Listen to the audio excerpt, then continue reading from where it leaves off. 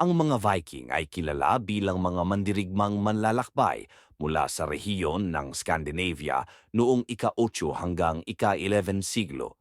Sila ay nagmula sa mga lugar na ngayon ay kilala bilang Norway, Sweden at Denmark. Bagaman madalas silang iniuugnay sa mga paglusob at pananakop, ang kanilang kultura at pamumuhay ay masalimuot at puno ng iba't ibang aspeto. Mga tradisyon at kultura ng mga Viking. Ang mga Viking ay hindi lamang mga mandirigma, kundi pati na rin mga magsasaka, mga ngalakal, at manlalakbay.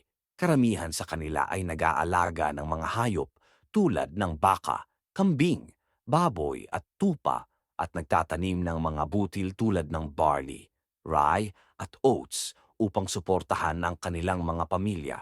Sa kabila ng kanilang reputasyon bilang mararahas, sila ay may mataas na pagpapahalaga sa kalinisan. Natuklasan sa mga paghuhukay ang mga kagamitan tulad ng pang-ipit, pang-ahit, suklay, at panlinis ng tainga na gawa sa buto ng hayop at sungay. Sila rin ay naliligo ng hindi bababa sa isang beses sa isang linggo na mas madalas kumpara sa ibang Europeo noong kanilang panahon. Sa kanilang pananampalataya, naniniwala ang mga Viking na ang mga magigiting na mandirigma ay mapupunta sa Valhalla pagkatapos ng marangal na kamatayan. Dahil dito, isang malaking karangalan ang mailibing sa isang bangka, kasama ang mga armas, mahahalagang gamit at kung minsan ay mga aliping isinakripisyo. Mga bagay na dapat malaman. Tungkol sa mga Viking una, hindi sila nagsusuot ng helmet na may sungay. Bagaman karaniwang inilalarawan ang mga Viking na may helmet na may sungay, walang ebidensya na nagpapakita na ganito nga ang kanilang kasuotan. Ang imahe na ito ay maaaring nagbula sa mga pintor noong ika-19 na siglo. Ikalawa, mahusay sila sa kalinisan. Taliwas sa popular na paniniwala, ang mga Viking ay may mataas na pamantayan sa kalinisan. Natagpuan sa mga lugar na kanilang tinitirhan ang mga kagamitang pangkalinisan tulad ng suklay at pang-ahit. Ikatlo, gumagamit sila ng natatanging paraan. Sa pagsisindi ng apoy, kinokolekta nila ang isang uri ng fungus mula sa balat ng puno at pinakukuluan ito sa ihi bago hampasin upang maging parang felt. Ang sodium nitrate sa ihi ay nagpapahintulot na umusok ito ng hindi nasusunog, kaya maaari nilang dalhin ang apoy saan man sila magpunta. Ikaapat, aktibo sila sa kalakalan ng alipin.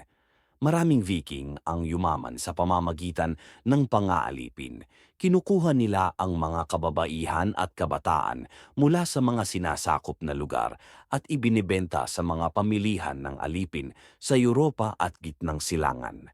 May mga ulat na ang ilan sa kanila ay nagsasakripisyo ng mga aliping tao at hayop para sa kanilang mga Diyos tulad ni Odin at Thor. Ang tanong, ito ba ay isang paraan upang patahimikin ang mga Diyos o isa lang bang pananakot upang panatilihin ang kapangyarihan ng kanilang mga pinuno? Ikalima, ang mga babaeng Viking ay may ilang karapatan. Bagaman maagang ikinakasal, ang mga babaeng Viking ay maaring magmana ng ari-arian, humiling ng diborsyo at bawiin ang kanilang dote kung magtatapos ang kasal. Bakit nawala ang mga Viking? Ang pagwawakas ng panahon ng mga Viking ay dulot ng iba't ibang salik. Ang pagtanggap ng Kristyanismo sa Scandinavia ay nagdulot ng malaking pagbabago sa kanilang kultura at pamumuhay na nag-alis ng kanilang tradisyonal na paniniwala at mga kaugaliang pangrelihiyon. Bukod dito, ang mga pagbabago sa klima tulad ng pag-init at pagkatuyo ng mga tag-init ay nakaapekto sa kanilang agrikultura at kabuhayan na nagdulot ng pagbaba ng populasyon sa ilang lugar tulad ng Greenland. Ang pagtaas ng level ng dagat ay nakaapekto rin sa kanilang mga pamayanan sa baybayin na nagdulot ng pag-abandona sa ilang mga settlement.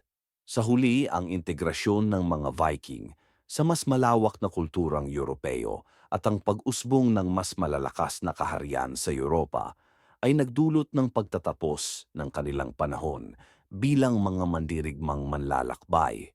Sa kabila ng kanilang paglaho bilang isang natatanging grupo, ang pamana ng mga Viking ay nananatili sa ating kasaysayan, kultura at wika na nagpapaalala sa atin ng kanilang makulay at masalimuot na mundo. Para sa mga samut-saring misteryo, kaalaman at kasaysayan, huwag kalimutang mag-subscribe at pindutin ang notification bell.